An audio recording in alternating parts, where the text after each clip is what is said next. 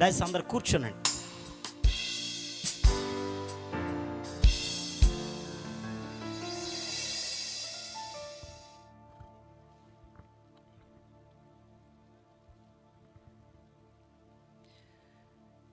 చిన్న ప్రార్థన చేసుకున్నాం. మా దేవా, మా ప్రభువా, ఈ సాయంత్రం నీ వాక్యం వినాలని మేమందరం ఇక్కడ కూర్చున్నాం తండ్రి.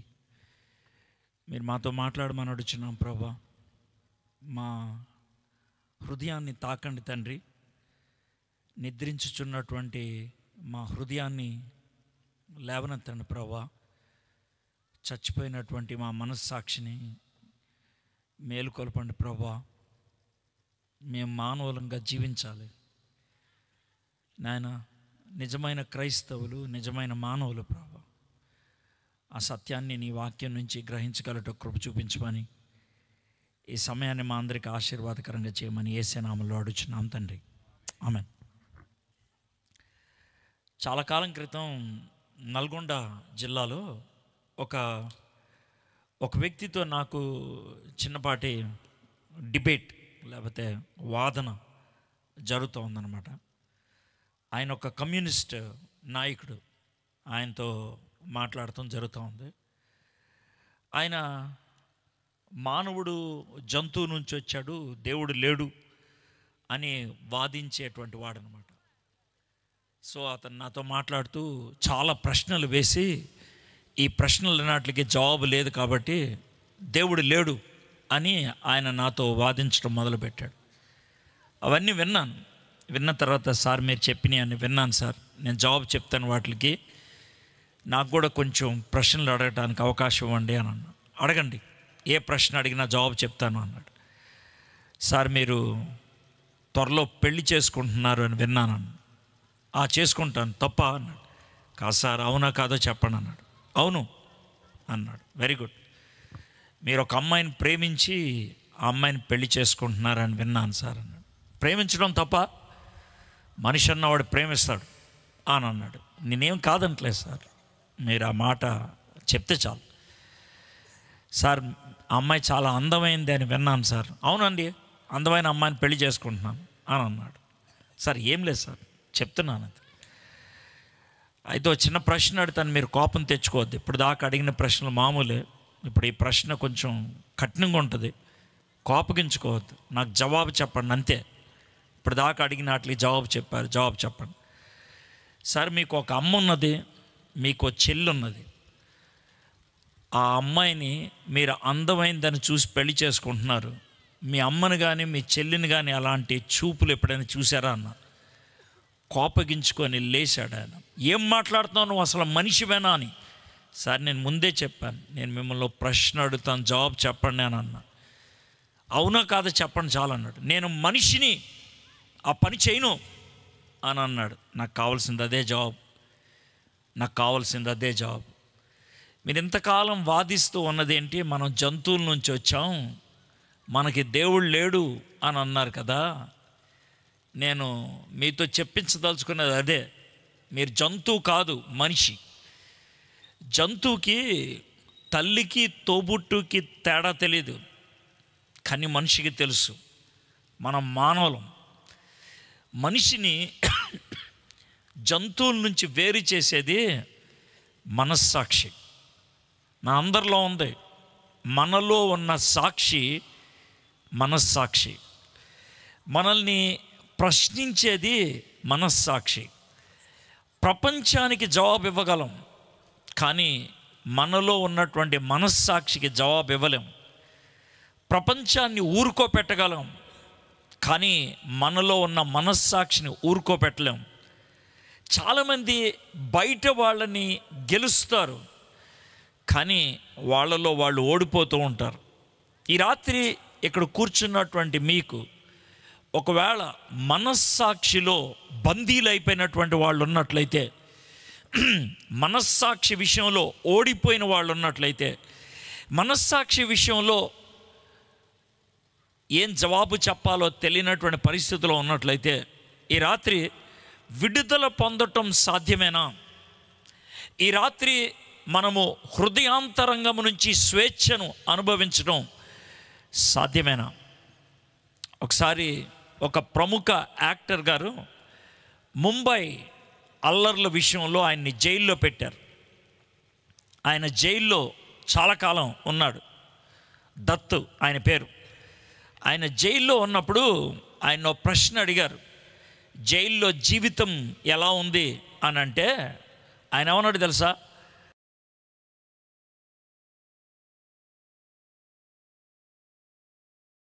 కటకటాలు వెనకాల వెళ్ళిన తర్వాత నా హృదయం స్వేచ్ఛను అనుభవిస్తుంది అన్నాడు. ఎందుకన్నాడు, ఎలా అన్నాడు తెలియదు నాకు. మనలో చాలామంది బయట స్వేచ్ఛను అనుభవిస్తాం. నా ఇష్టం నేను తాగుతా, నా ఇష్టం నేను అరుస్తా, నా ఇష్టం నేను కావాల్సింది నేను చేస్తా. స్వేచ్ఛది నేను కాదనట్లా. ఆ స్వేచ్ఛ బయట ఉంటుంది, కానీ అదే స్వేచ్ఛ లోన ఉన్నదా అన్నది ప్రశ్న. మనలో చాలామంది అంతర్గతంగా బందీలు, అంతర్గతంగా ఓడిపోయిన వాళ్ళు, అంతర్గతంగా గొలుసులు కలిగినటువంటి జీవితాన్ని జీవిస్తూ ఉంటారు. బయటికి నవ్వుతారు, బయటికి హుషారుగా ఉంటారు, బయటికి సరదాగా ఉంటారు, కానీ లోన మాత్రం బంధకాలు ఉంటారు. ఒకవేళ ఈ రాత్రి అలాంటి పరిస్థితుల్లో ఉన్నట్లయితే నిజమైన స్వేచ్ఛ, నిజమైనటువంటి క్షమాపణ, నిజమైనటువంటి ఆనందం ఎలా సాధ్యమవుతుందో మనం చూడటానికి ప్రయత్నం చేద్దాం. ఇప్పటిదాకా చాలామంది మాట్లాడారు, పాటలు పాడారు, యేసు ప్రభు గురించి చెప్పారు. యేసు ప్రభువులో ఉన్నటువంటి ప్రత్యేకత ఏంటి? ఈ లోకంలో చాలామంది నేను దేవుణ్ణి అని చెప్పుకున్నారు. చాలామంది యేసు ప్రభు వారు దాంట్లో ప్రత్యేకమా, లేకపోతే ఆ గుంపులో కూడా ఆయన ఒకడా? ఆయనకున్నటువంటి విశిష్టత ఏంటి? ఆయనకున్నటువంటి ప్రత్యేకత ఏంటి? నేను 2 విషయాలు మేము ముందు పెట్టాను. ఒకటి, హృదయం బంధకాల్లో ఉన్నది, స్వేచ్ఛ ఎక్కడ దొరుకుద్ది? నేను బయట గొప్ప స్వేచ్ఛను అనుభవిస్తున్నాను, కానీ లోన మాత్రం బంధకాల్లో ఉన్నాను. నాకు విడుదల ఎక్కడ దొరుకుతుంది? ఇది నేను అడుగుతున్న మొదటి ప్రశ్న. రెండోది, యేసు ప్రభు ఎవరు? ఈ రెంటికి ఏమైనా సంబంధం ఉందా అన్న దాన్ని మనం చూద్దాం. బైబిల్లోంచి చాలా పరిచయమైనటువంటి ఒక భాగాన్ని మీతో పంచుకుంటాను ఈ రాత్రి. చాలా పరిచయమైంది. ఒక 2 మాటల్లో చెప్పచ్చు. మీలో చాలామందికి ఆ సన్నివేశం తెలిసిందే. వ్యభిచారంలో ఒక అమ్మాయి పట్టుబడితే యేసు ప్రభు వారు వచ్చి ఆ అమ్మాయిని క్షమించి వెళ్ళిపోమని చెప్తాడు. అది విషయం. యోహాను సువార్త 8వ అధ్యాయంలో ఉంటుంది. చాలా చిరపరిచయమైనటువంటి వాక్య భాగం.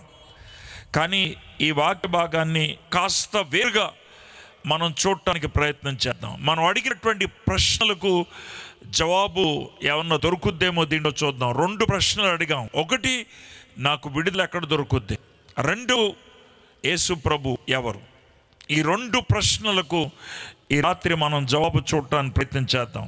యోహాను సువార్త 8వ అధ్యాయం.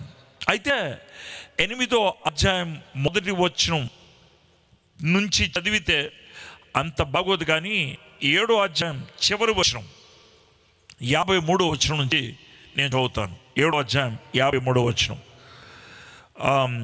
అంతటా ఎవరు ఇంటికి వారు వెళ్ళిరి. యేసు ప్రభు వారు చాలా బోధించారు. చాలామంది వచ్చి కూర్చున్నారు. వాళ్ళందరికీ బోధించారు. బోధించిన తర్వాత సాయంత్రం అయిపోయింది. సాయంత్రం అయిపోయిన తర్వాత ఎవరింటికి వాళ్ళు వెళ్ళిపోయారు. మీరు మీటింగ్కి వచ్చారు. ఇప్పుడు మీటింగ్ అయిపోతుంది కొద్దిసేపట్లో. మీరు మీ ఇంటికి వెళ్ళిపోతారు. మీ అందరూ మీ ఇంటికి వెళ్ళిపోతారు. ఎవరు ఇక్కడ ఉండరు. ఇక్కడ ఏముండవు. ఇక్కడ అందరూ ఖాళీ చేసి వెళ్ళిపోతారు. అయితే ఇక్కడ కూడా జరిగింది అదే. ఎవరు ఇంటికి వాడు వెళ్ళిపోయారు. అది పెద్ద విషయం కాదు, అని అసలు విపరీతమైనటువంటి వ్యతిరేకత కనబడేది 8వ అధ్యాయం మొదటి వచనం. యేసు ఒలీవల కొండకు వెళ్ళాను. ఎవరింటికి వాళ్ళు వెళ్తే యేసయ్య ఇంటికి వెళ్ళలేదు. ఎందుకో తెలుసా? ఆయనకి ఇల్లు లేదు. ఒలీవల కొండకి ఆయన సాయంకాలం పిక్నిక్ వెళ్ళాలా. ఒలీవల కొండకి కొండెక్కితే ఏముంటుందో చూద్దామని వెళ్ళాలి ఆయన. ఒలీవల కొండకి ఆయన ఎందుకు ఎక్కాడంటే కాస్త నిద్రపోదామని. ఆయనకి చోటు లేదు ఈ లోకంలో. ఓసారి ఓ శిష్యుడు వచ్చి అడిగాడు, యేసయ్యా మీ ఇల్లు ఎక్కడుందో చెప్పు, అడ్రస్ చెప్పు అని అంటే, ఈ ప్రపంచంలో ప్రతి వాడికి అడ్రస్ ఉంటుంది, నాకు లేదు. ఆకాశ పక్షులకు గూడు ఉంటుంది, నక్కలకి బొరియలు ఉండే నాకు తలవాల్చుకోవడానికి స్థలము లేదు. అది నా పరిస్థితి, అది నా స్థితి. ఏంటి సార్, యేసు ప్రభు అంటే అంత దిక్కుమాలినోడా? యేసు ప్రభు అంటే అంతగా దరిద్ర జీవితం జీవించేవాడా? ఆయన అడుక్కునేవాడి కంటే హీన పరిస్థితిలో ఉన్నట్టున్నాడు కదా. అవును అవును, ఆ యేసేనే మీకు పరిచయం చేద్దామని ప్రయత్నం చేస్తున్నా. బహుశా మీకు యేసు ప్రభు గురించి ఇలా ఎవరు చెప్పుండ్రేమో, కానీ ఇది వాస్తవం. ఆయనకి ఇల్లు లేదు, ఆయనకి తలవాల్చుకోవడానికి చోటు లేదు, ఆయనకి ఆస్తి అనేది ఏమీ లేదు ఈ లోకరీత్యా. నువ్వు నేను ఆయన చూసి ఒక గొప్ప వ్యక్తి అని చెప్పడానికి ఆయన ఒలీవల కొండకి వెళ్ళాను. ఒలీవ కొండ మరీ పెద్దదేం కాదు, కొంచెం పెద్ద గుట్ట అని చెప్పుకోవచ్చు. శిష్యులందరితో కలిసి ఆ గుట్ట మీదకి చెట్ల కింద పడుకోండి అని చెప్పుండి ఉంటాడు ఆయన. ఆయన కూడా కాస్త పడుకొని, అర్థమైందా, కొద్దిసేపు పడుకున్న తర్వాత శిష్యుల్ని ఆ విధంగా వదిలేసి ఇంకా పైకెక్కి కొండ మీదకి, ఆ కొండ మీద ఏకాంతంగా తండ్రితో గడిపుండి ఉంటాడు కొద్దిసేపు. అది ఆయనకున్నటువంటి అనుభూతి. ఆయన తండ్రితో ఎప్పుడు సహవాసం చేసేవాడు. దాన్నే మనం ప్రార్థన అని అంటాం. ఆయన చేసేవాడు ఆ విధంగా, ఆయన ఇష్టపడేవాడు తండ్రితో గడపడానికి. యేసు ఒలీవ కొండకు వెళ్ళాను.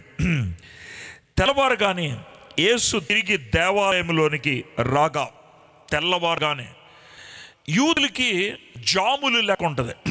మనకి నిమిషాలు గంటలు ఎలాగో వారికి జాములు ఏంటి సార్, జాంకాయలాగా అన్నది. యూదులకి రాత్రి అంటే సాయంత్రం 6 గంటల నుంచి పొద్దున 6 గంటల దాకా, పగలు అంటే పొద్దున 6 గంటల నుంచి సాయంత్రం 6 గంటల దాకా. ఒక రాత్రి ఒక పగలు అయితే వాళ్ళ దృష్టిలో ఒక రోజు అయినట్టు. సాయంత్రం 6 గంటల నుంచి పొద్దున 6 గంటల దాకా 12 గంటలు రాత్రి. పొద్దున 6 నుంచి సాయంత్రం 6 దాకా 12 గంటలు పగలు. ఈ రాత్రిని 4 జాములు చేస్తారు. 6 నుంచి 9 రాత్రిలో తొలి జాము, 9 నుంచి 12 రాత్రిలో రెండవ జాము, 12 నుంచి 3 గంటల దాకా మూడో జాము, 3 గంటల నుంచి 6 దాకా 4వ జాము. ఈ 4వ జాముకే తెల్లవారు జాము అంటారు. ఇప్పుడు మీకు అర్థమైంది ఉంటుంది జాము అనే పేరు ఎందుకు వచ్చిందో. తెల్లవారు జాము అది 3 గంటల నుంచి 6 గంటల దాకా, అది తెల్లవారు జాము. ఇక్కడ చూసినట్లయితే తెల్లవారగానే యేసు తిరిగి దేవాలయంలోనికి రాగా, తెల్లారింది. 3 గంటల తర్వాత బహుశా ఆయన కింద వచ్చి ఉంటాడు, కొంచెం శిష్యు దగ్గరికి వెళ్ళి ఉంటాడు. పదండి అని అక్కడ ఏదో నీరు జరజర రాతా ఉన్నది, పారుతూ ఉంటుంది. అక్కడికి వెళ్ళి ముఖం కడుక్కొని, కొన్ని నోరు కడుక్కొని, శుభ్రపరుచుకొని ఆయన దేవాలయంకి వచ్చాడు. బహుశా అప్పుడే సూర్యుడు నెమ్మదిగా పైకి వస్తున్నాడేమో, కాస్త వెలుగు వస్తూ ఉందేమో.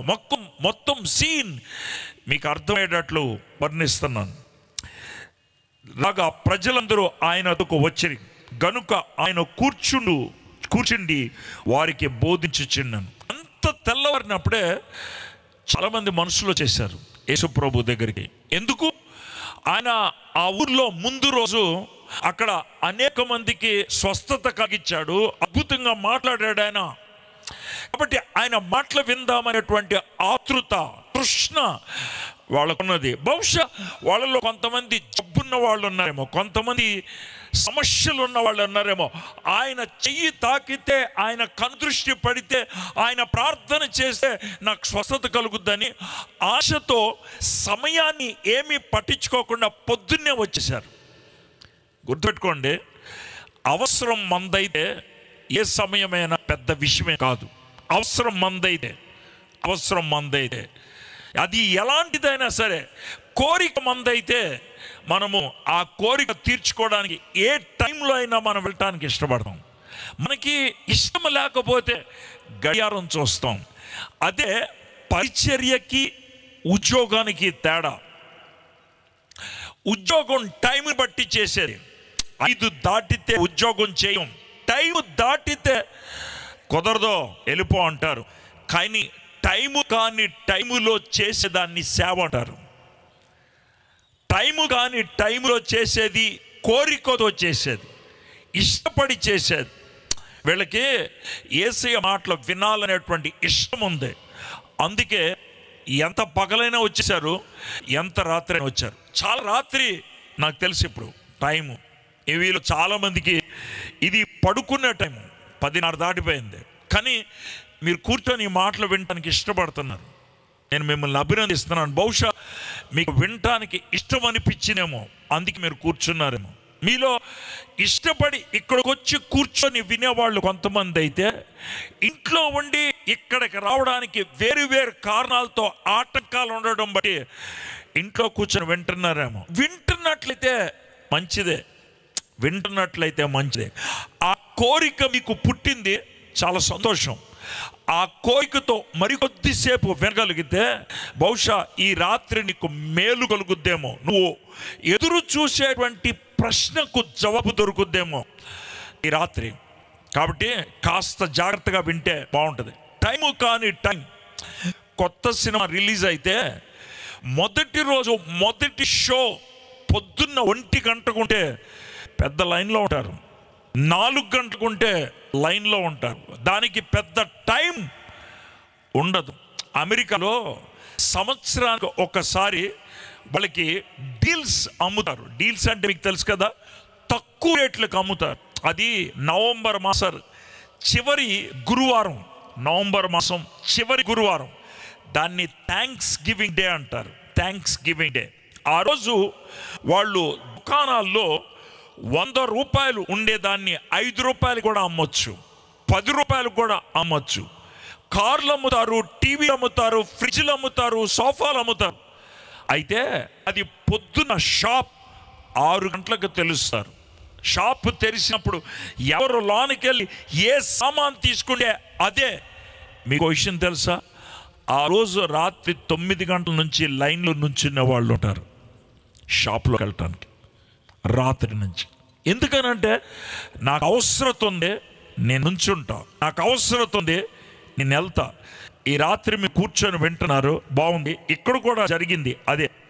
ప్రజలందరూ ఆయన వద్దకు వచ్చి గనుక ఆయన కూర్చుండి వారికి బోధించుచుండెను. వాళ్ళకి ఆశ ఉన్నది, ఈయన ఆ ఆశను తీర్చడానికి కూర్చుండిపోయి వాళ్ళకి బోధిస్తున్నాడు. యూదులు ఎప్పుడు కూర్చుండి బోధిస్తారు. ఈశాన్య మతానికి చెందిన వాళ్ళు ఎవరైనా సరే కూర్చుండి బోధిస్తారు. మన భారతదేశంలో హైందవ ఋషులు, హైందవ గురువులు కూర్చొనే బోధిస్తారు. ఈ నుంచొని బోధించడం అనేది పాశ్చాత్యం నుంచి వచ్చింది, వెస్ట్రన్ స్టైల్. సరే, అది అలవాటైంది మనకి, అందుకే అది చేస్తున్నాం. కానీ ఈశాన్యంలో అయితే కూర్చొని వాళ్ళు బోధిస్తారు. యేసుప్రభువు వారు ఆ పనే చేస్తున్నారు. ఇప్పుడు చూడండి 3వ వచనం. శాస్త్రులను పరిసయ్యులను వ్యభిచారమందు పట్టబడిన ఒక స్త్రీని తోడుకొని వచ్చి ఆమెను మధ్యన నిలవబెట్టి. శాస్త్రులు అంటే ఎవరు అని అంటే కనుక మన భాషలో చెప్పాలంటే శాస్త్రులు వాక్యాన్ని అనువదించేటువంటి వాళ్ళు.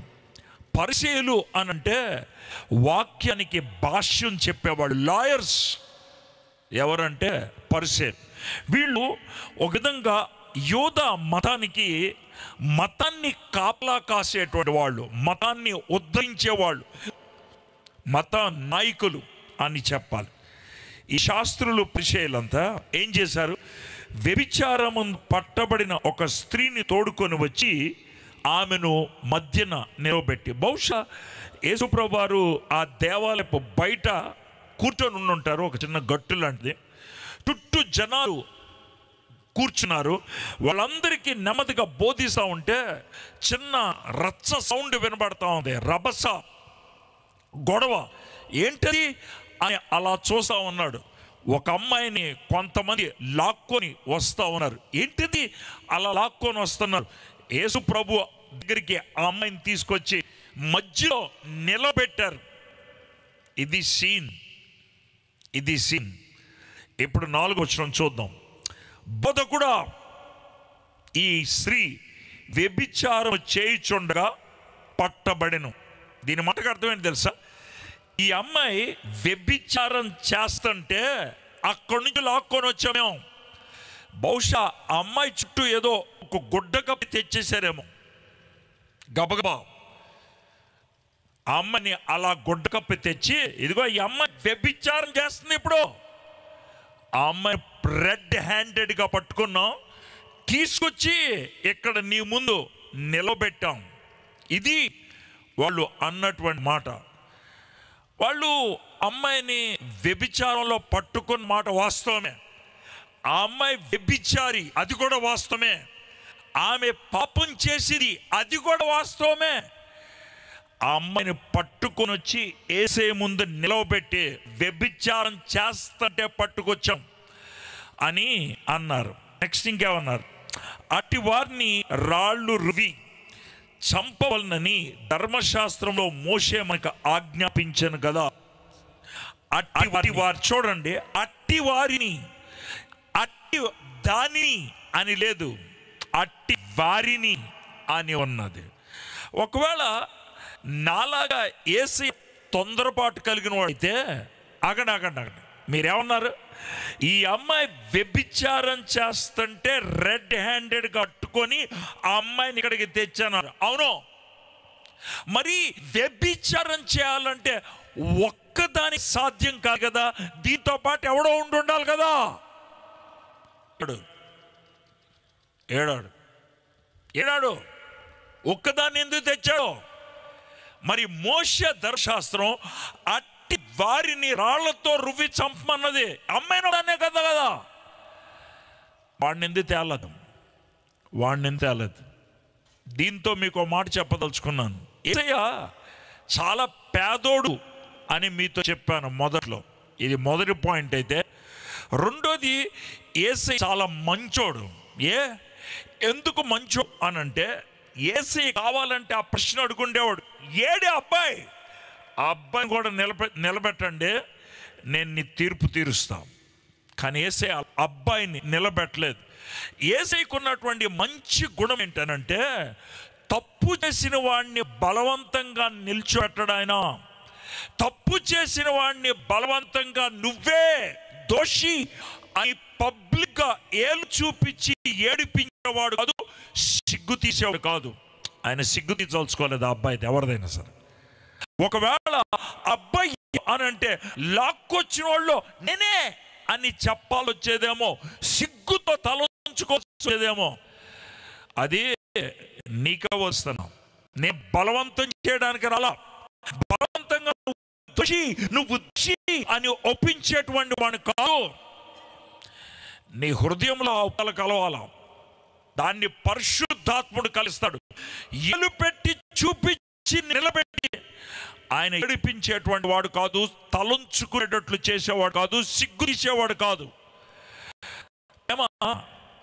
బలవంత కుదిరేది కాదు, బలవంతంగా ఏర్పడేది కాదు, హృదయపూర్వకంగా జరగాల్సిందే. కాబట్టి ఒకవేళ మీలో ఎవరికైనా క్రైస్తవ్యం మీద ఒక తప్పుడు అవగాహన ఉంటే కనుక ఈ రాత్రి దాన్ని నివృత్తి చేసుకోండి. క్రైస్తవులు బలవంతంగా మారుస్తారు, మార్చేవాళ్ళు కాదు. బైబిల్ దాన్ని ఒప్పుకోదు. యేసయ్య బలవంతం పెట్టేవాడు కాదు. బైబిల్లో యేసయ్య బలవంతం పెట్టినట్టు ఎక్కడ లేదు, బతిమిలాడినట్లుంది. హృదయం అనే దారం దగ్గర నిలబడి తలుపు తట్టుచు ఉన్నా, నీకు ఇష్టమై తలుపు తీస్తే నేను లోనకు వస్తా, లేదు. ఆయన బలవంతం పెట్టేవాడు కాదు. ఒకవేళ ఎవరైనా బలవంతం పెట్టితే వాళ్ళు క్రైస్తవులు కాదు. ఎవరైనా మబ్బి పెడితే వాళ్ళు క్రైస్తవులు కాదు. వాళ్ళు ఏదైనా చూపించి వాళ్ళు యేసు ప్రభు దగ్గరికి నిన్ను ఆకర్షించడానికి ప్రయత్నం చేస్తే అది వాస్తవం కాదు, అది బైబిల్ చెప్పే క్రైస్తవం కాదు. అది యేసు చూపించేది కాదు. యేసయ్య బలవంతం పెట్టలా. యేసు ప్రభుని బోధించేవాడు ఎందుకు బలవంతం పెడతాడు? గట్టిగా మాట్లాడారు, స్పష్టంగా మాట్లాడతారు, వాస్తవం ఏంటో మీ ముందు పెడతారు.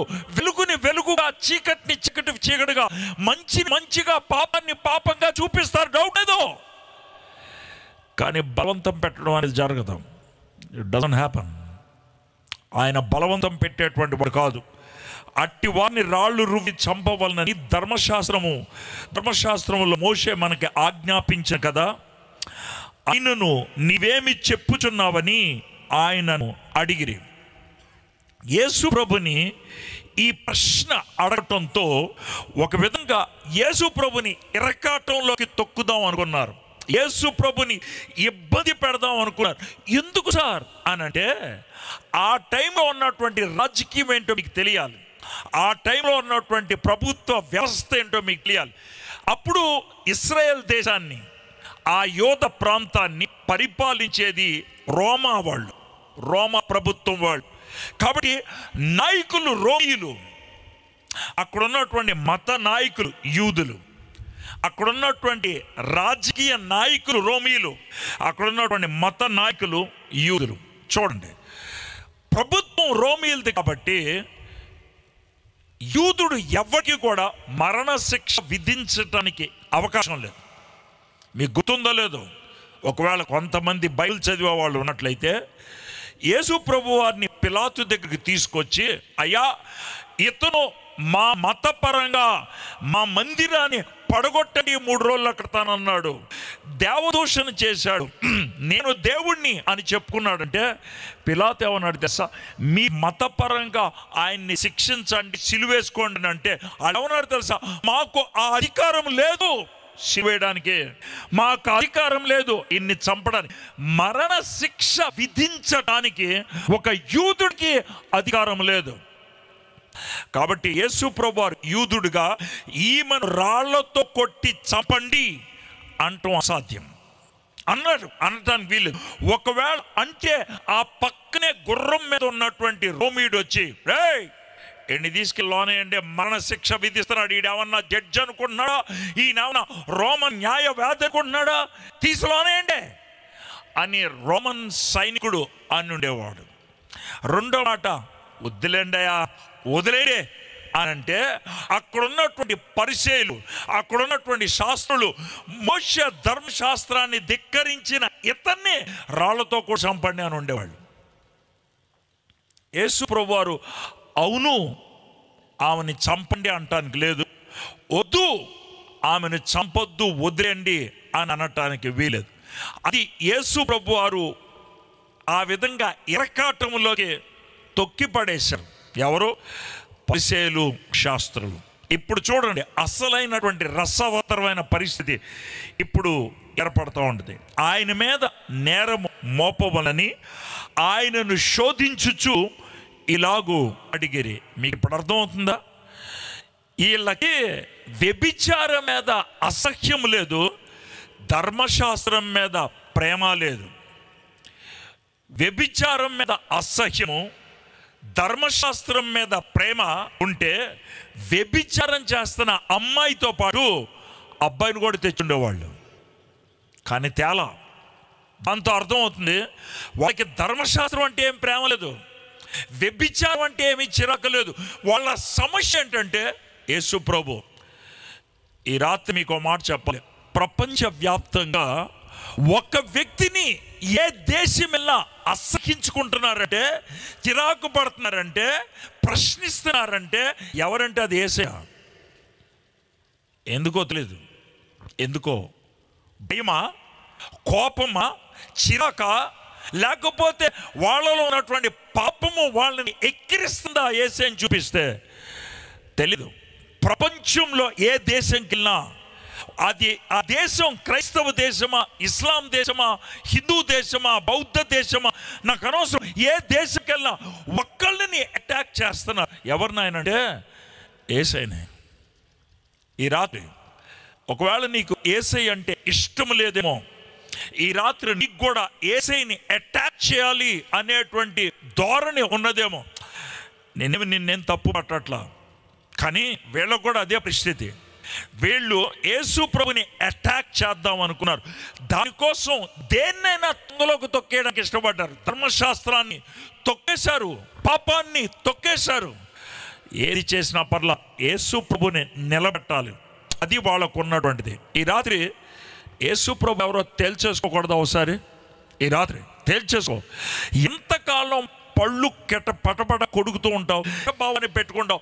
ఒకవేళ ఈ రాత్రి యేసు ప్రభు దేవుడు కాదు అనుకుంటే ఆయన గురించి ఎప్పుడు పట్టించుకోవద్దు. ఎవడేమనుకుంటే నీకే పిచ్చోళ్ళు అనుకోవాళ్ళు. లేదు, యేసు ప్రభు వారు ఆయన చెప్పినట్లుగా లోకరక్షకుడైతే ఈ రాత్రి నీ హృదయ బంధకాల నుంచి నీకు విడుదల కలిగిస్తాడేమో అడుగు.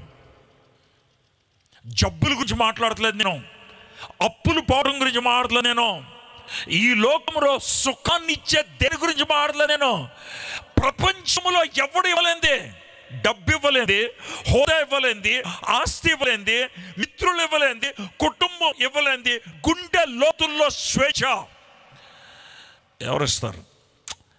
యేసయ్య ఇవ్వగలడేమో చూద్దాం. ఈ రాత్రి అది సాధ్యమవుతుందేమో చూద్దాం. యేసయ్యని ఇరకాటంలో పెట్టడానికి వాళ్ళు వచ్చారు. అయితే యేసు ప్రభు ఏం చేస్తున్నాడు చూడండి. ఇలాగ అడిగిరి. అయితే యేసు వంగి నేల మీద వేలుతో ఏమో రాయిచుండెను. యేసయ్య ఏదో రాస్తున్నాడు, ఏం రాస్తున్నాడు నాకు తెలియదు. ఒకవేళ ఏ భక్తుడైనా సరే, ఏ వర్తమానికుడైనా సరే ఆయన రాస్తున్నది ఇది అని చెప్పితే కనుక మీకు అవకాశం ఉంటే కొంచెం దూరం వెళ్ళి రాయి తీసుకొని కొట్టండి ఆయన్ని. ఎందుకు సార్ అంటాడాను, బైబిల్ చెప్పండి దీనికి ఎలా తెలిసింది? దేవుడు అది అవసరం అయితే రాసి ఉండేవాడుగా, ఆయన రాయలేదంటే మనకు అనవసరం అనేగా, దానివల్ల మనకు వచ్చేది ఏమీ లేదనేగా. కొంతమంది పనికిమాలినోళ్ళు ఉంటారు, ఇలాంటి విషయాలు చెప్పి మాయ చేసి నా ఒక్కడికే తెలుసు అన్నట్లుగా మాట్లాడుతూ ఉంటారు. తెలిస్తే ఏమైంది? అక్కడ ఏం రాస్తే నీకేమైంది? నీకేమైందా? ఏమి రాస్తే నీకేమైంది? ఎందుకంటే నీకు అది ఏవో రాస్తున్నాడు, ఎంత చక్కగా రాశాడు చూడండి. అయితే యేసు వంగి నేల మీద వ్రేలుతో ఏమో అది ఏమో అన్నప్పుడు నీకెందుకు రాయిచుండను. అయితే దాని మీద వీడు ఆకర్షితులైతే అవసరమైన దాన్ని పక్కకు పెట్టేస్తారు. అవసరమైన దాన్ని ఏంటిది? అవసరమైన దాన్ని అంటే వారు ఆయనను పట్టువదలక అడుగుచుండగా ఇప్పుడు అనుకున్నారు దొరికాడు, తప్పించుకోవడానికి ఏదో రాసుకున్నాడు ఆయన, మనకి దొరికాడు, మన ముఖం చూడటానికి ఈయనకి దమ్ము లేదు, మన ప్రశ్నకు ఈయన దగ్గర జవాబు లేదు, దొరికిపోయాడు. చాలా సందర్భాల్లో క్రైస్తవ్యం అలా అనిపిస్తుంది, చాలా సందర్భాల్లో యేసుక్రీస్తు అలా అనిపిస్తాడు. ఈయన చేతకాని వాడు, తలంచుకునేటువంటి వాడు, 3 మేకులు పీక్కోలేనోడు, అలా అనిపిస్తాం సహజం. నేను తప్పుగా అంటలేదు, నిజమే. ఆయన మేకులు పీక్కొని సిలువు దిగి కిందకి రాలా. ఆయన సిలువు దిగి మేకులు పీక్కొని రావడం పెద్ద విషయం కాదు. వస్తే ఆయన యేసుక్రీస్తు అయ్యుండేవాడు కాదు, ఆయన రక్షకుడు అయ్యుండేవాడు కాదు, ఆయన ఈ లోకానికి వచ్చినటువంటి పని ముగిసుడేది కాదు. నాకేమనిపిస్తుంది తెలుసా, యేసు ప్రభుని సిలువ మీద ఉన్నప్పుడు నువ్వు దేవుడు అయితే దిగిరా అన్నటువంటి వాడు యేసు ప్రభుని సమాధిలో పెట్టినప్పుడు సమాధి బయట నిలబడి నువ్వు దేవుడు అయితే బయటికి రా అని ఉంటే బాగుండేది. ఒకవేళ నిజంగా యేసు ప్రభు సమాధిని తెరుచుకొని వస్తూ ఉంటే వాళ్ళు నిలబడి ఉండగలరా? అక్కడ వాళ్ళు ఆయన చూడగలరా? ఆయన్ని చూడలేరు. లాజర్ లేచి బయటికి రా అంటే లాజర్ నడిచి వస్తామంటే కష్టపడి చుట్టేసినప్పుడు భయపడ్డారు వీళ్ళు. యేసు ప్రభు లేచి శిష్యుల దగ్గరకు వస్తే దెయ్యం వచ్చిందన్నారు, భూతం వచ్చిందన్నారు. యేసు ప్రభు వారు చావడానికి వచ్చాడు, చచ్చిపోయి మరణంపై విజయాన్ని సాధించడానికి వచ్చాడు. ఆయన ఈ లోకంలోకి వచ్చింది సిలువ మీద చచ్చిపోవడానికి, నీ నా చావు సిలువ మీద చచ్చిపోవడానికి ఆయన వచ్చాడు. ఆయన కాబట్టి 3 మేకులు పీక్కోకుండా ఉంటే ఆయన పని పూర్తి చేసినట్లు. ఆయన గొప్పతనం పీక్కోకుండా ఉన్నప్పుడు అనిపిస్తుంది. ఆయన కర్తవ్యం సిలువ మీద చచ్చిపోయినప్పుడు అందుకొచ్చాడు ఆయన. ఆయన బలాన్ని చూపించడానికి రాలా, ఆయన శక్తిని చూపించడానికి రాలా, ఆయన సామర్థ్యాన్ని చూపించడానికి రాలా, నిన్ను రక్షించడానికి వచ్చాడు ఆయన, నీకు విడుదల కలిగించడానికి వచ్చాడు ఆయన. సరే, వారు ఆయన పట్టువదలగా అడుగుచుండగా ఆయన తలెత్తి చూచి, గ్రంథకర్తలు రాసినటువంటి విధానం చాలా అద్భుతంగా ఉంటుంది. మనం కాస్త నెమ్మదిగా చదువుకుంటూ బహుశా వాళ్ళు రాసిన దాన్ని మనం ఊహించుకుంటే ఎలా ఉంటుందో అనిపించింది. బహుశా యేసుప్రభువు వారు ఇలా రాస్తూ ఏయ్ చెప్పు చెప్పు అని అరుస్తూ ఉంటే ఇలా తలెత్తి ఇలా చూసి ఉంటాడు. ఆ చూపుకి వాళ్ళు ఏ విధంగా స్పందించారో నాకు తెలియదు. ఆ చూపులో భయం ఉన్నదా? లేదు.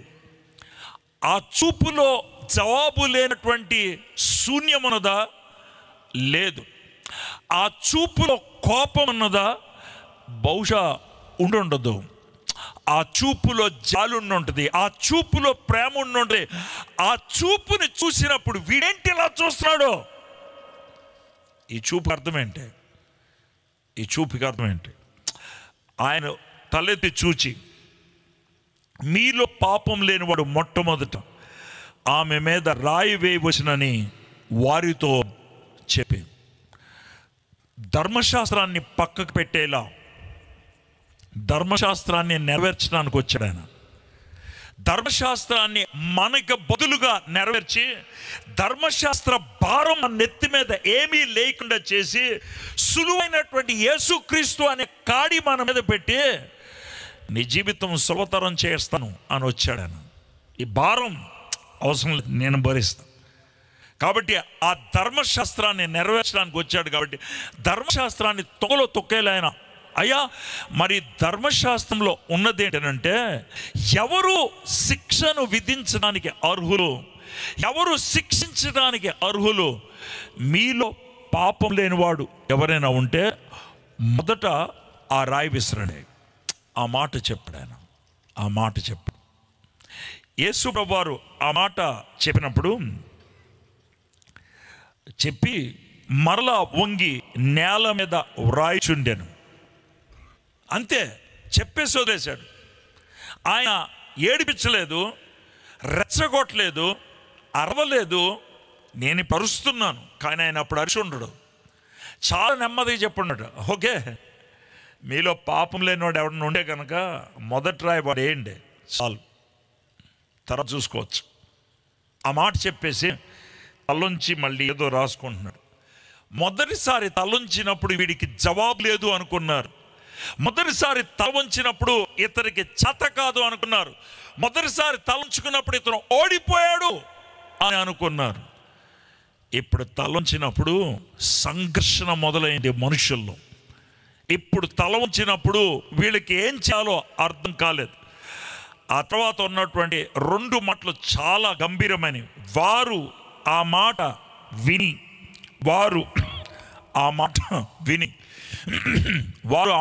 విని అన్న దగ్గర కింద ఒక చిన్న మాట ఉంటుంది. మనస్సాక్షి చేత గద్దింపబడిన వారై, వారు ఆ మాట విని మనస్సాక్షి చేత గద్దింపబడిన వారే. చూడండి, నేను ఈరోజు వర్తమానం మనస్సాక్షి అనే మాటతో మొదలుపెట్టాను. మనలో ఉండే సాక్షి మనస్సాక్షి. మనిషిని జంతువు నుంచి వేరు చేసేది మనస్సాక్షి. మనిషిని మనిషిగా నిలవబెట్టగలిగేది మనస్సాక్షి. మనస్సాక్షి చచ్చిపోతే మనిషి మృగం అవుతాడు. నిన్నటి దినాన మొన్న భీమవరంలో మా తోడల్లుడు గారు కూతురు, ఆమె డాక్టర్, ఆమె చెప్తా ఉంది, ఒక తండ్రి గంజాయిని 13 ఏళ్ల కూతుర్ని రేప్ చేశాడంట. కూతుర్ని హాస్పిటల్కి తీసుకొచ్చి ఈ కూతుర్ని టెస్ట్ చేసి రేప్ అయిందా లేదో చెప్పమన్నారంట. తండ్రి డబ్బులు ఇచ్చి రేప్ కాలేదని చూపించడానికి ప్రయత్నం చేశాడంట. ఇప్పుడు మీరేం చెప్తారు చెప్పండి? ఆ మనిషిని ఒకవేళ న్యూస్ పేపర్లో ఎక్కిస్తే ఏమని రాస్తారు తెలుసా? కన్న తండ్రే కసాయివాడయ్యాడంటారు, కన్న తండ్రే మృగం అయ్యాడంటాడు. ఎందుకంటారు మాట మృగం అనే మాట, జంతువు అనే మాట ఎందుకంటారు? ఆ తండ్రి మనస్సాక్షి చంపేసుకున్నాడు ఆయన. ఇది నా కూతురు, నేను కన్నది అనేది లేదు ఆయనకి. మానవత్వం ఈ లోకంలో మంట కలిసిపోయింది అని అంటాను. ఎంతకంటే ఇంకేమైనా రుజువు కావాలా? అయితే మీలాంటి వాళ్ళు ఇక్కడ కూర్చున్నటువంటి వాళ్ళు ఎవరికంటే తెలుసా, నేను అలాంటి వాడిని కాదు. కరెక్టే, మీరు అలాంటి వాళ్ళు కాదు. మనస్సాక్షి చంపుకొని నువ్వు చేసింది ఏంటి?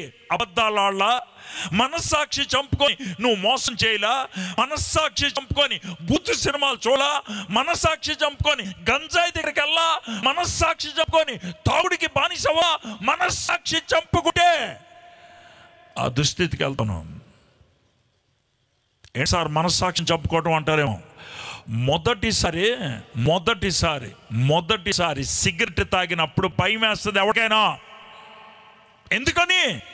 ఎందుకో తెలుసా? మనస్సాక్షి గద్దిస్తుంది నువ్వు చేసే తప్పని.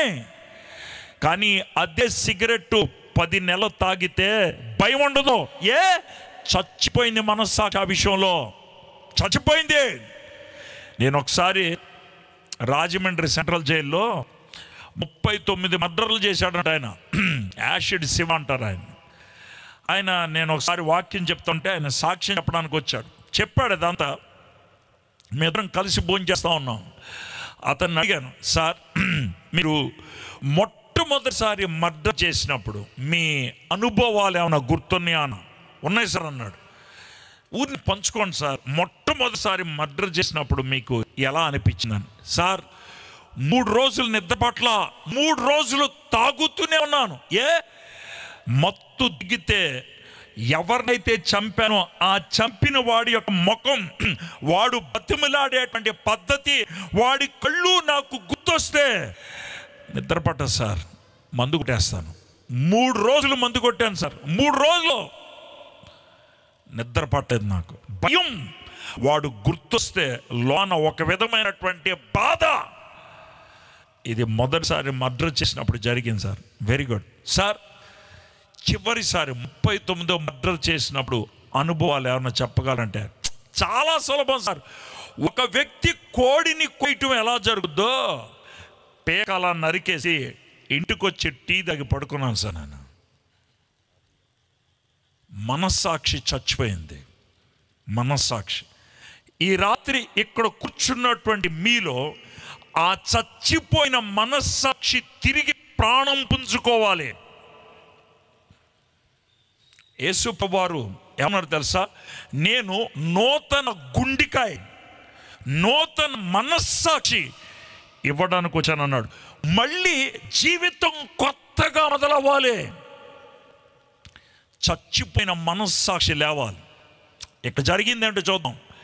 ఎప్పుడైతే యేసయ్య మీలో పాపం లేని వాడు ఎవడన్నా ఉంటే వాడు ఆ రాయి వేయచ్చు అనగానే ఇక్కడ చెప్పిన మాట, వాళ్ళ మనస్సాక్షి చేత వాళ్ళు నొప్పింపబడిన వారై పెద్దవారు మొదలుకొని చిన్నవారి వరకు ఒకని వెంట ఒకడు బయటికి వెళ్ళిరి. వచ్చేటప్పుడు కలిసి వచ్చారు, కానీ వెళ్ళేటప్పుడు కలిసి వెళ్ళలేదు. మీకు చెప్తాను, మనస్సాక్షి నొప్పిస్తే ఏమవుతుందో మీకు చెప్తాను. ఈ రాత్రి ఈ వాక్యాన్ని వింటున్నప్పుడు మీలో అలాంటి అనుభూతి గుండా వెళ్తున్నట్టయితే మీ మనస్సాక్షి మిమ్మల్ని నొప్పిస్తుందని అర్థం. మనం మనస్సాక్షిని చంపుకుంటే రండిరా రౌండ్ వేసుకుందాం, రండిరా పెగ్గేసుకుందాం, రండిరా మందు కొడదాం, రండిరా సినిమాకి వెళ్దాం, రండిరా అల్లరి చేద్దాం, పాడవటానికి కలిసి వెళ్తాం. మనస్సాక్షి చచ్చిపోతే ఎవరితో అయినా చేతులు కలుపుతాం. మనకి ఒక సిగ్గు శవం, ఒక నీతి న్యాయం ఏముండదు. ఎవరితో అయినా చేతులు కలుపుకెళ్తాం మనం. అది మనస్సాక్షిని చంపుకున్నప్పుడు. కానీ అదే చచ్చిన మనస్సాక్షి మెలుకుంటే పక్కనుడితో చేతులు కలపడానికి భయం వేస్తుంది. ఒంటరితనం ఒక్కసారిగా ముంచుకొస్తుంది. ఒంటరితనం. ఇక్కడ జరిగింది అదే. పెద్దవాడు మొదలుకొని చిన్నవాడు వరకు వాళ్ళ చేతిలో ఉన్న రాయి కింద పడేశారు. రాయి ఎందుకు పట్టుకున్నారు తెలుసా? యేసయ్య మీద వేయటానికి. రాయి ఎందుకు పట్టుకున్నారంటే యేసయ్య మీద వేయటానికి. కానీ ఈరోజు ఆ రాయిని కింద పడేద్దాం అనుకున్నారు. ఎందుకని? మనస్సాక్షి గుచ్చుకుంది. రాయి కింద పడేశారు. రాయి కింద పడేసేటప్పుడు రే మన ఇద్దరం రాళ్ళు పడేద్దామా అని మాట్లాడుకోలా. నువ్వు పడేసావుగా నేను కూడా పడేస్తా అని అనలా. మనస్సాక్షి గద్దిస్తే పక్కన ఎవడున్నాడో నీకు అనవసరం. మనస్సాక్షి గద్దిస్తే ఎవరు ఎలాంటి వాళ్ళు నీకు అనవసరం. అందుకే ఈ మాట చెప్తారు, బాగుపడితే ఒంటరిగా బాగుపడతావు, పాడైతే కలిసి పాడవుతావు. ఈ రాత్రి ఒకవేళ ఇంతమందిలో ఒక్కళ్ళు మనస్సాక్షి చేత గద్దెంపబడి తమ జీవితాన్ని మార్చుకుంటే ఈ వర్తమానం చెప్పిన దానికి సార్థకమవుతుంది. ఒక్కడు చాలు, ఒక్కడు. అది నీ ఒక్కదాని అవ్వచ్చు, నువ్వు ఒక్కడు అవ్వచ్చు, నాకు తెలియదు, నాకేం బాధలేదు. ఒక్కళ్ళు చాలు. ఎందుకో తెలుసా, బైబిల్లో ఈ మాట ఉంది, ఈ భూమి మీద ఒక్క వ్యక్తి తన మనస్సాక్షిలో గద్దెంపబడి, తన మనస్సాక్షి పురికొల్పబడి చచ్చిపోయిన ఆ మనస్సాక్షి తిరిగి లేచి ఒక మానవుడిగా క్రీస్తుని బట్టి జీవించడం మొదలు పెడితే దాన్ని నూతన జన్మ అన్నారు. అది జరిగితే పరలోకంలో పెద్ద పార్టీ ఉంటుందంట. ఈ రాత్రి అది జరగడానికి అవకాశం ఉన్నది, నువ్వు గనక స్పందించగలిగితే. వీళ్ళు రాయి కింద పడేసి ఒకళ్ళు వెళ్ళిపోయారు. గుర్తుపెట్టుకోండి, ఇక్కడ చాలామంది పెద్దోళ్ళు ఉన్నారు, ఇక్కడ చాలామంది చిన్నపిల్లలు ఉన్నారు. చిన్నోళ్ళ చేతిలో చిన్న రాయి ఉంటుంది, పెద్దోళ్ళ చేతిలో పెద్ద రాయి ఉంటుంది. ప్రతి వాడికి గతం ఉన్నది. పెద్ద గతం ఉన్న వాళ్ళు కొంతమంది ఉన్నారు, చిన్న గతం ఉన్న వాళ్ళు కొంతమంది ఉన్నారు. పెన్సిల్ దొంగతనం చేసినటువంటి చిన్న పిల్లలు ఉన్నారు, పక్కింటోడు ₹1,00,000 లేపేసిన పెద్దోళ్ళు కూడా ఉన్నారు. రెండు ఒకటే, ఏమీ తేడా లేదు. ప్రతి వాడిలో అదే అపరాధ భావం, ప్రతి వాడిలో అదే గిలి, ప్రతి వారిలో అదే ఒంటరితనం, ప్రతి వారిలో నా తప్పు బయటపడదేమో అనేటువంటి భయం. ఆ భయాన్ని కడుపులో మింగేసుకుందాం అనుకుంటాం. కడుపులో నొప్పి, గుండెలో బాధ. ఏ అంటారేమో, చిట్టి చిలకమ్మ అమ్మ కొట్టిందా, తోటలోకి వెళ్ళావా, పండు తెచ్చావా, గుట్లో పెట్టావా, గుట్టుకున్నావా. ఆ అమ్మాయి మింగేసింది ఏంటి తెలుసా, జాంకాయ కాదు, దొంగతనాన్ని. చిట్టి చిలకమ్మ అమ్మ కొడితే తోటలోకి వెళ్ళి తెచ్చుకున్న జాంకాయ దొంగతనం. ఆ జాంకాయని గూట్లో పెట్టింది అమ్మ కనబడకూడని. అమ్మ అక్కడ తిరుగుతుంటే తట్టుకోలేక జాంకాయని మింగేసింది. మింగింది జాంకాయ కాదు, దొంగతనం. మీ పిల్లల్ని కూర్చోపెట్టి నేర్పించే పద్యం అన్నదే, చిట్టి చిలకమ్మ అమ్మ కొట్టిందా, తోటలోకి వెళ్ళావా, పండు తెచ్చావా, గూట్లో పెట్టావా, గుట్టుక్కుమన్నావా అన్నది. ఏం నేర్పించేవాడు తెలుసా, దొంగతనాన్ని మింగే, దొంగతనాన్ని మింగే. అది మనం కడుపులో దాచుకుంటే జబ్బులు వచ్చాయి, మనకి గుండెలో దాచుకుంటే జబ్బులు వచ్చాయి. ఒక డాక్టర్ గారు చెప్పే మాట ఏంటంటే, ప్రపంచంలో ఉన్న జబ్బులు 73% జబ్బులు భావాల్ని బట్టి వస్తాయి అంట, భావోద్రేకాలను బట్టి వస్తాయి, మనకునేటువంటి తప్పుడు ఆలోచనలు బట్టి వస్తాయి, అపరాధ భావాన్ని బట్టి వస్తాయి, భయాన్ని బట్టి వస్తాయి. ఇక ఆ భయాలన్నీ గుర్తొచ్చాయి, అందుకనే రాళ్ళు కింద పడేశారు. ఈ రాత్రి నీకు కూడా భయాలు గుర్తొస్తున్నాయా, నువ్వు కూడా రాళ్ళు కింద పడేయచ్చు. ఇప్పుడే you can also throw it off, పడేయచ్చు. వీళ్ళు రాళ్ళు కింద పడేసి పెద్దవారు మొదలుకొని చిన్నవారు వరకు ఒకని వెంట ఒకడు బయటికి వెళ్ళారు. వీళ్ళు అమ్మాయి మీద దోషం మోపడానికి వచ్చారు, వాళ్ళే దోషులై వెళ్ళిపోయారు. ఇతరుల దోషం చూపించడం చాలా సులభం, కానీ మన దోషం మనం ఎదుర్కోవటమే చాలా కష్టం. ఇతరుల ముందు నేను నిరపరాధిని అని చెప్పడం సులభం, నీకు నువ్వు నిరపరాధిగా ఎంచబడటం కష్టం. ప్రపంచంలో ప్రతి ఒక్కరికి నేను తప్పు చేయలేదు అని చెప్పగలవు, కానీ గదిలోకి వెళ్ళి దుప్పటి కప్పుకొని నేను తప్పు చేయలేదని నీతో నువ్వు చెప్పుకోగలవా? చెప్పలేవు. నువ్వు చేసిన దొంగతనం నీకు తెలుసు, నువ్వు చేసిన వ్యభిచారం నీకు తెలుసు, నువ్వు చేసినటువంటి దరిద్రమైన పని నీకు తెలుసు, నువ్వు చూసిన బొమ్మలు నీకు తెలుసు, నువ్వు తాగింది తెలుసు, నువ్వు తిన్నది తెలుసు. దాని నుంచి తప్పించుకోలేవు. అవి నీ కళ్ళ ముందు కళ్ళడుతూ ఉన్నాయి. దావీదు బెత్షెబాతో వ్యభిచారం చేసి ఆయన ఎవరికీ తెలియదు అన్నట్లు బతికేస్తా ఉంటే నాతాను వచ్చి నువ్వు చేసిన దోషం ఇదని చెప్పినప్పుడు అప్పుడు తట్టుకోలేక రాసిన కీర్తన 51వ కీర్తన. ఆ కీర్తనలో ఏమంటాడు తెలుసా?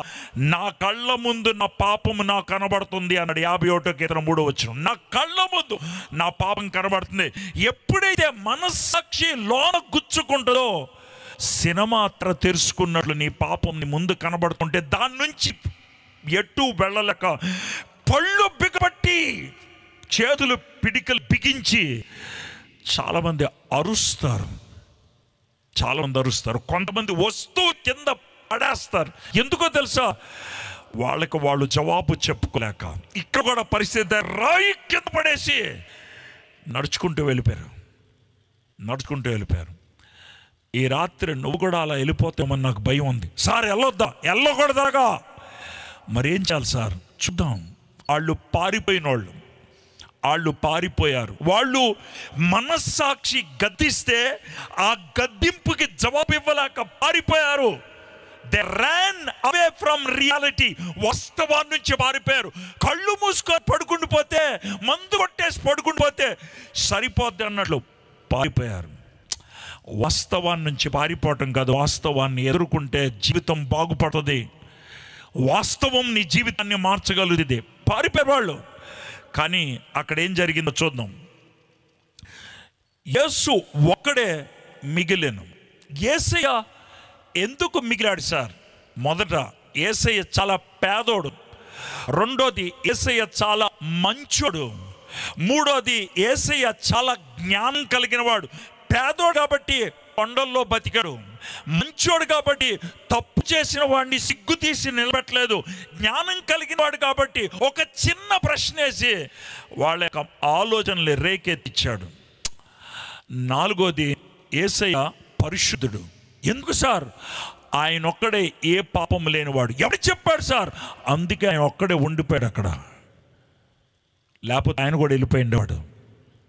ఒక విధంగా చెప్పాలంటే మీలో పాపం లేని వాడెవడో ఆ రాయి విసండి అని ఆయన రాయి తీసి విసితే పని అయిపోయింది. అది ఆయన పాపము లేనివాడు, పాపము చెయ్యనివాడు, పాపము ఎరుగనటువంటి వాడు, పాపము లేకుండా పుట్టాడు, పాపము చెయ్యకుండా జీవించాడు. కానీ ఎందుకు వచ్చాడు తెలుసా? నా పాపం మీద రాయి పడకుండా ఆపటానికి వచ్చాడు ఆయన. రాయి విసట్టం రాలేదు ఆయన. దుష్టుల్ని శిక్షించడానికి రాలేదాయన. చాలా స్పష్టంగా నువ్వు పాపివి నిన్ను శిక్షిస్తా అని అంటానికి రాలేదాయన. శిక్షించడానికి ఆయన రాలేదాయన. నీ మీద రాయి పడకుండా ఉండాలని వచ్చాడు ఆయన. రాయి పడకుండా చేయాలని ఆయన ఒక్కడే అక్కడ ఉండిపోయాడు. సార్ మీరు ఒకళ్ళని మర్చిపోయారు సార్. ఏంటది? ఆ స్త్రీ మధ్యన నిలబడి ఉన్నది. మీరేమన్నారు? యేసయ్య ఒక్కడే ఉన్నాడంటే ఆయన ఒక్కడే పాపం లేనివాడు అన్నారు కదా. మరి ఆ అమ్మాయి ఎందుకోదే? ఆ అమ్మాయి ఎందుకుందో తెలుసా? ఆ అమ్మాయి కూడా సైలెంట్గా అందరితో పాటు వెళ్ళిపోయి ఉండొచ్చు, కానీ వెళ్ళలేదా? ఒక్కతే ఉండిపోయింది. ఎందుకు ఉండిపోయింది తెలుసా? యేసయ్య నేను పాపిని, శిక్షకు యోగ్యురాల్ని, పారిపోవటానికి ఇష్టపడట్లేదు, ఎదుర్కోవడానికి ఇష్టపడుతున్నాను. ఆమె ఒప్పుకోవడానికి ఇష్టపడింది, అంగీకరించడానికి ఇష్టపడింది. ఈ రాత్రి ఈ మాటలు చెప్తున్నప్పుడు నీ మనస్సాక్షి నిన్ను గద్దించి నువ్వు చేసినటువంటి దోషం నీ కళ్ళ ముందు నిలబెట్టి దీనికి ఉపశమనం కావాలనేటువంటి ఆలోచన కలిగితే ఈ రెండు పనులు చేయొచ్చు. ఒకటి, వాటిని గట్టిగా అణిచేసి ఇంటికెళ్ళి పడుకోవచ్చు, లేదా వాటిని ఎదుర్కోవచ్చు. ఏం చేద్దాం అనుకుంటున్నాం? మీలో చాలామంది వెళ్ళిపోతారు, నాకు తెలుసు. మీలో చాలామంది ఇలాంటి చాలా విన్నానులే అని వెళ్ళిపోవచ్చు. మీరు ఈ రాత్రి వాళ్ళు కూడా వెళ్ళిపోయారు. పేరుకి వాళ్ళు పరిచయాలు, పేరుకి వాళ్ళు శాస్త్రులు, పేరుకి వాళ్ళు మత నాయకులు, కానీ మనస్సాక్షి చేత గద్దింపబడి ఆ బంధకాల్లో ఉంటూ వెళ్ళిపోయారు. వాళ్ళు వెళ్ళిపోయారు. ఆ అమ్మాయికి దమ్ముంది, ఆ అమ్మాయికి సత్తా ఉంది, ఆ అమ్మాయికి ఎదుర్కోవడానికి సాహసం ఉన్నది. ఆమె ఒక్కతే ఉండిపోయింది. ఆ స్త్రీ మధ్యన నిలబడి ఉండెను. యేసు ఒక్కడే మిగిలను, ఆయన ఒక్కడే పాపం లేనివాడు. ఆ స్త్రీ మధ్య నిలవబడింది, ఎందుకంటే నేను పాపిని అని ఒప్పుకోవడానికి ఇష్టపడింది. యేసు తల ఎత్తి చూసి, యేసే 2 సార్లు తలెత్తాడండి. ఒకటి, ఆయన అందరూ గుచ్చి అడుగుతుంటే తలెత్తి చూశారు.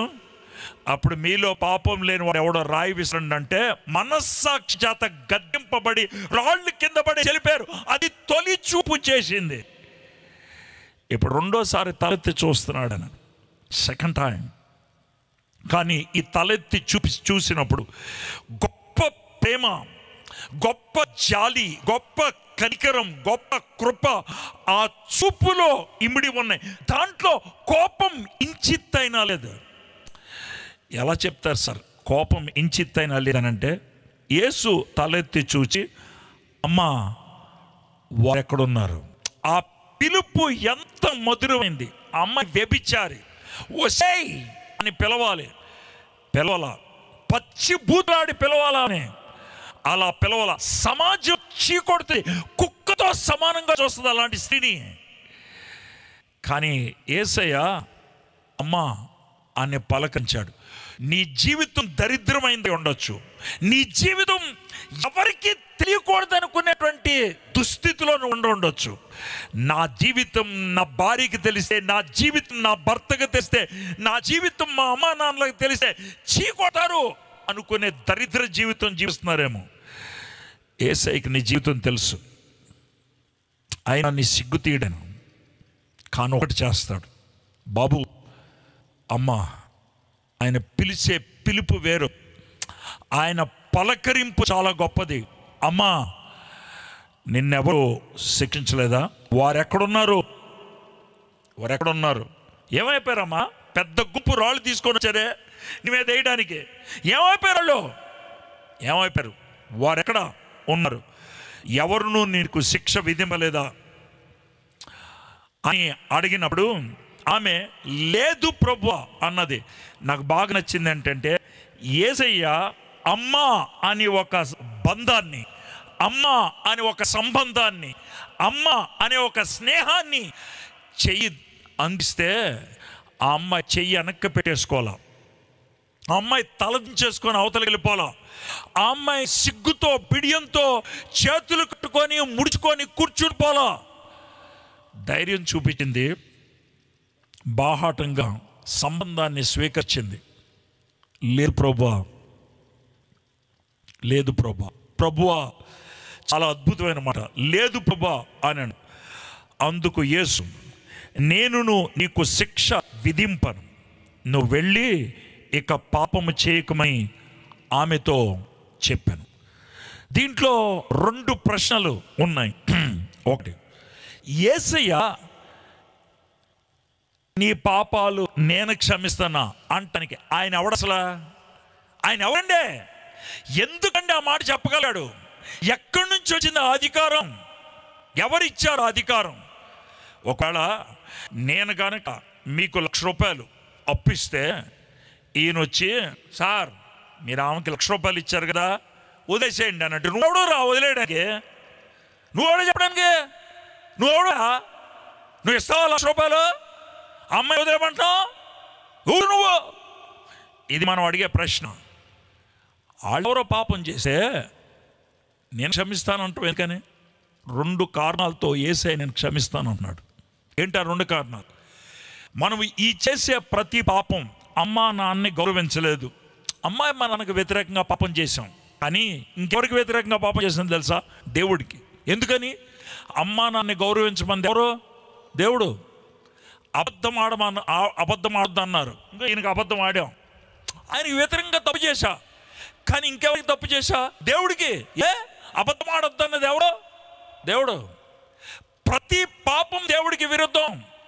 కాబట్టి దేవుడు నేను క్షమిస్తా అంటున్నాడు ఆయన. ఎందుకంటే నువ్వు పాపం చేసింది దేవుడికి వ్యతిరేకంగా కాబట్టి. రెండోది, ఆయన క్షమిస్తా అన్నప్పుడు ఆయన నువ్వు చేసిన ప్రతి పాపానికి వెల చెల్లిచ్చాడు ఆయన. ఏంటి సార్? శిలువ మీద చచ్చిపోయాడు ఆయన. ఎందుకు చచ్చిపోయాడు? పాపం లేకుండా పుట్టాడు, పాపం చేయకుండా జీవించాడు, కానీ పాపుల కోసం చచ్చిపోయాడు ఆయన. పాపుల కోసం పాపుల వెల చెల్లించడానికి చచ్చిపోయాడు.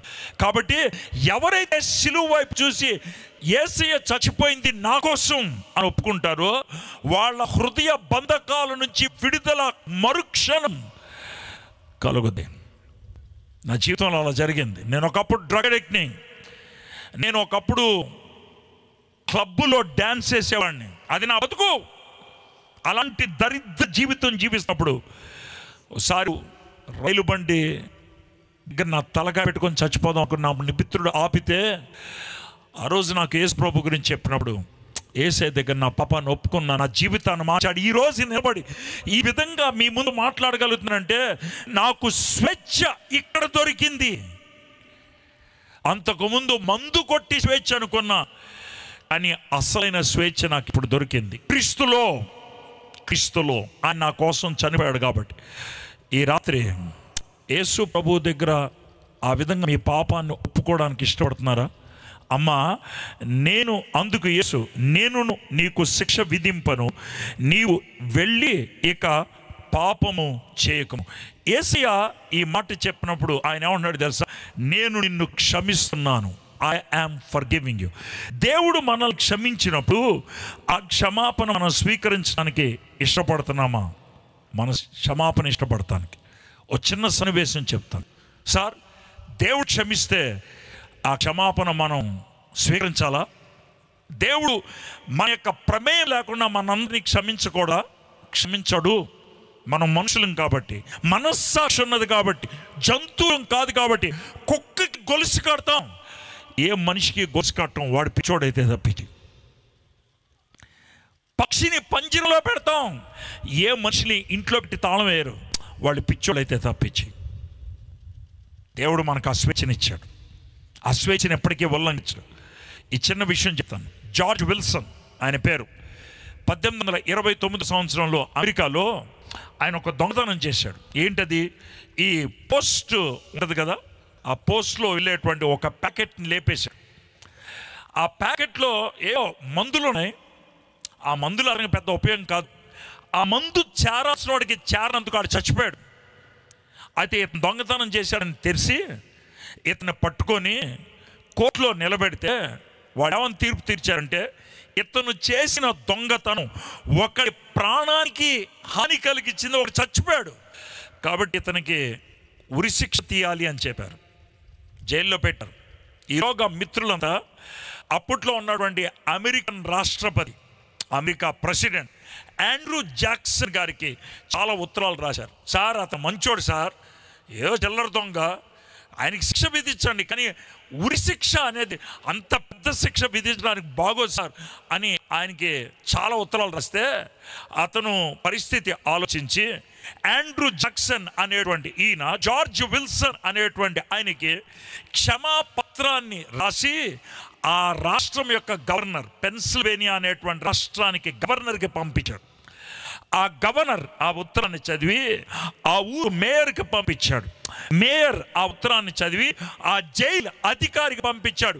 ఆ జైలు అధికారి ఆ ఉత్తరాన్ని చదివి ఆ జార్జ్ విల్సన్ ఉన్నటువంటి జైలు గది దగ్గరికి వెళ్ళి తలుపు కొడితే తలుపు తీస్తే అన్నాడు, బాబు నువ్వు దొంగతనం చేశావు, ఈ దొంగతనాన్ని బట్టి ఒకడి ప్రాణం పోయింది, అందుకు నీకు మరణశిక్ష విధించారు, కానీ అమెరికన్ ప్రెసిడెంట్ ఆండ్రూ జాక్సన్ నిన్ను క్షమిస్తున్నాడయ్యా, ఇదిగో క్షమాపత్రం, ఈ పత్రం నీకు క్షమాపణ ఇస్తుంది, దీన్ని స్వీకరించి దీని మీద సంతకం పెడితే క్షమాపణ స్వీకరించానని నేను వెంటనే విడుదల చేస్తామంటే, జార్జ్ విల్సన్ అతని వెంట చూసి అతనికి షాక్ తినే మాట చెప్పాడు, నాకు ఈ క్షమాపత్రం అవసరం లేదన్నాడు.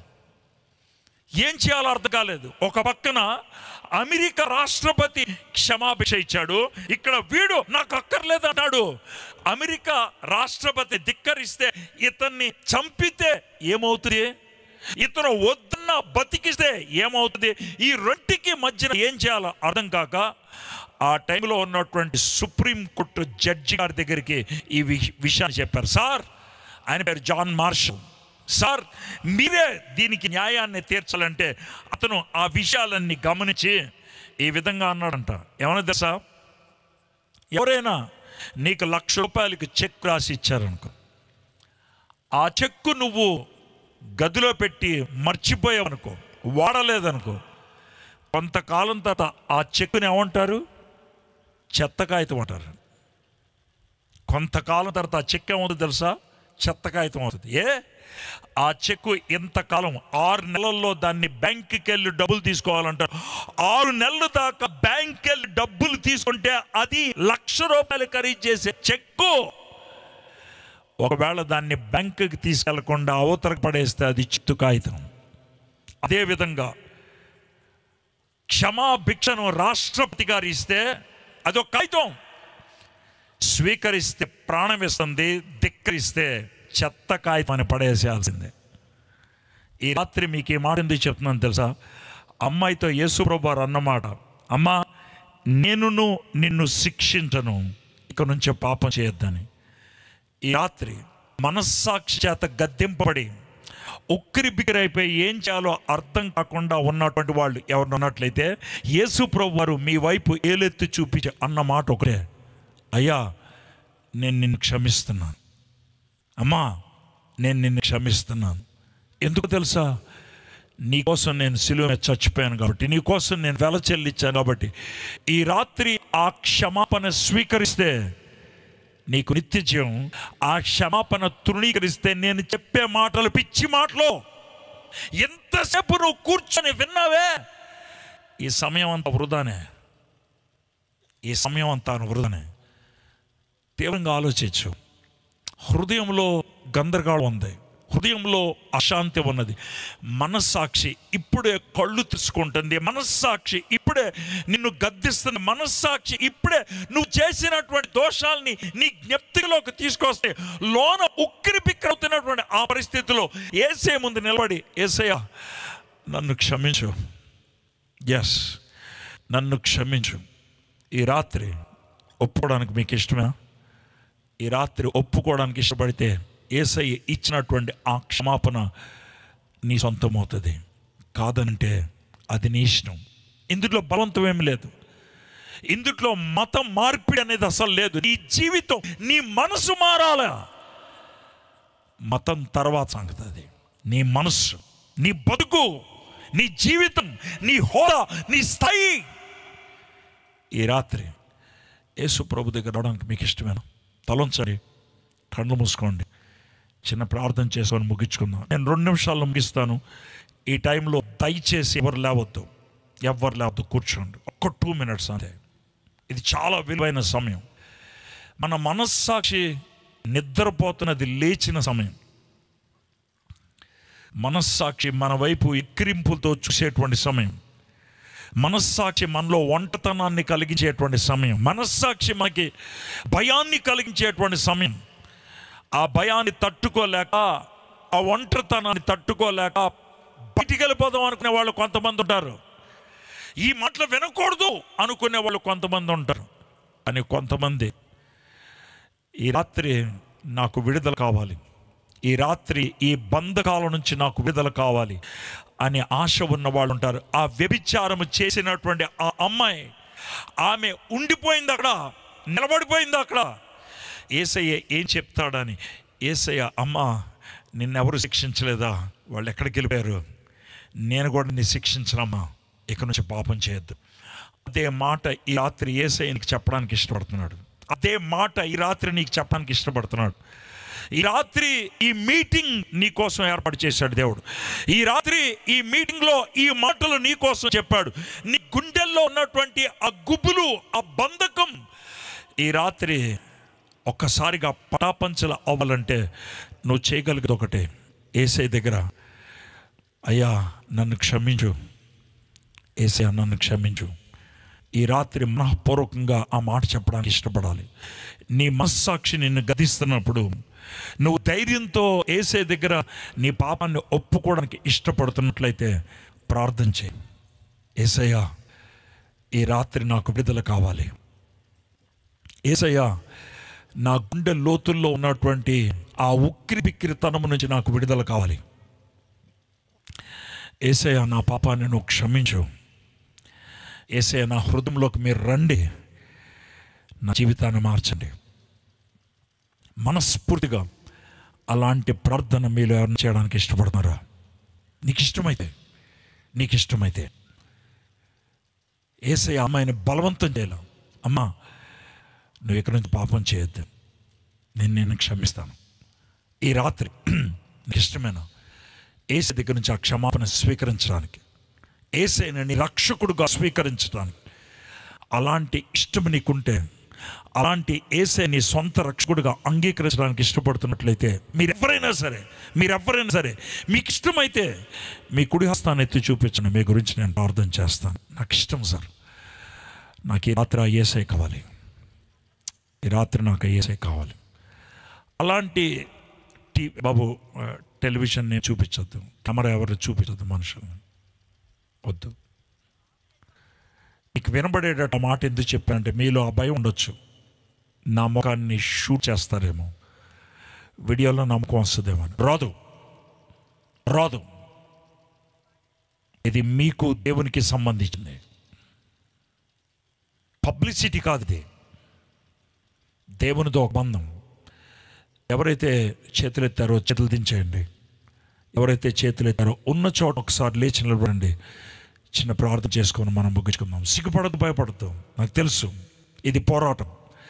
ఎవరైతే చేతులు ఎత్తారో వాళ్ళు మాత్రం ఉన్న చోట్ల లేచి నిలబడండి. చిన్న ప్రార్థన చేసుకొని ముగించుకుందాం. మనస్సాక్షి మనల్ని గద్దేస్తుంది. కొంతమంది వెళ్ళిపోదాం అనుకుంటారు మౌనంగా, కొంతమంది పారిపోదాం అనుకుంటారు, కానీ కొంతమంది సాహసిస్తారు. ఈ రాత్రి ఈ గందరగోళానికి స్వస్తి చెప్పాలి. ఈ రాత్రి నా హృదయ బంధకాల నుంచి నేను విడుదల పొందాలి. ఈ రాత్రి నా పాపముకి క్షమాపణ పొందాలి. ఈ రాత్రి నా హృదయ లోతుల్లో సమాధానాన్ని నేను అనుభవించాలి. అలాంటి ఖచ్చితమైన నిర్ణయం తీసుకున్న వాళ్ళు ఎవరైతే లేచి నిలబడ్డారో మీ కుడి హస్తాన్ని మీ హృదయం మీద పెట్టుకోండి. ఒక చిన్న ప్రార్థన చెప్తాను, మనస్ఫూర్తిగా నా వెంట ఈ ప్రార్థన చెప్పండి. యేసయ్యా, ఈ రాత్రి ఈ వర్తమానాన్ని నా కోసం మీరు వినిపించారు. యేసయ్యా, నా మనస్సాక్షి చచ్చిపోయింది, పాపములో చచ్చిపోయాను నేను. యేసయ్యా, ఈ రాత్రి నాకు విడుదల కలిగించండి. నూతన హృదయాన్ని, నూతన మనస్సాక్షిని, నూతన జీవితాన్ని నాకు అనుగ్రహించండి. నన్ను క్షమించండి యేసయ్యా, నా హృదయంలోకి రండి. ఆమేన్. దయచేసి కూర్చోండి. దేవా, మా ప్రభువా, వ్యభిచారం చేయబడినటువంటి ఆ స్త్రీ సాహసంతో నిలిచిపోయింది. పాప క్షమాపణ నీ దగ్గర నుంచి పొందగలిగింది.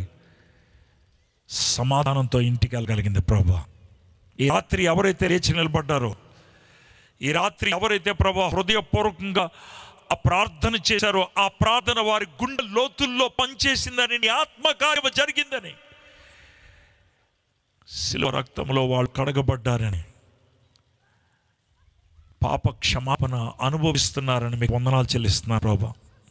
ఈ రాత్రి నూతన ఆనందంతో, నూతన స్వేచ్ఛతో వారి ఇంటికి వెళ్తుండగా మీరు తోడేయండమని అడుగుచున్నాం.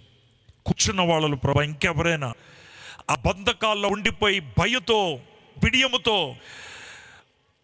ఆయన లేకుండా ఉండిపోయారేమో, ఈ రాత్రి వారితో కూడా మాట్లాడాను ప్రభా. ఈ మాటలు విన్నటువంటి ప్రతి ఒక్కరిలో ప్రభా ఈ మాటలు పనిచేయాలి తండ్రి. వారి హృదయంలో ఈ కార్యం జరగలిగినట్లు కృప చూపించమని యేసు నామములో ప్రార్థన చేయించున్నాం తండ్రి. ఆమేన్. ఆమేన్. దయచేసి కూర్చోండి.